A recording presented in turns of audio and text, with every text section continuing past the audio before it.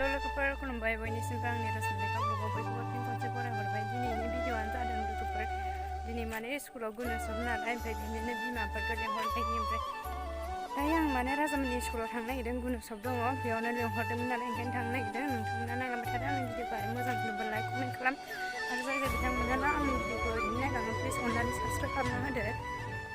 थौदो बिदिबा भिडिअ'खौ बेयावनो स्टार्ट खालामनोसै लोगोफोर नायलांबाय थादो।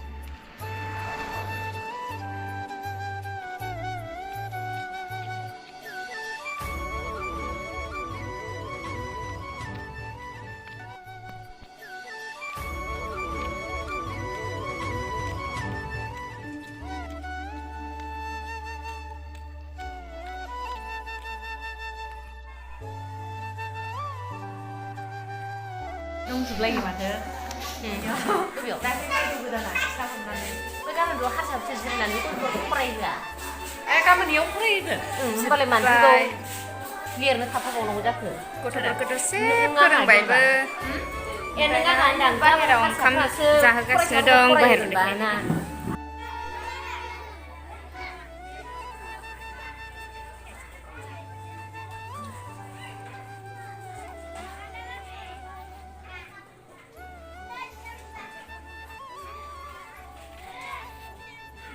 मोजांथार नै बिबारा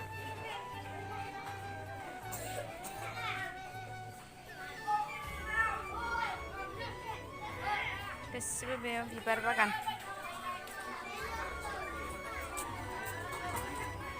Thank you.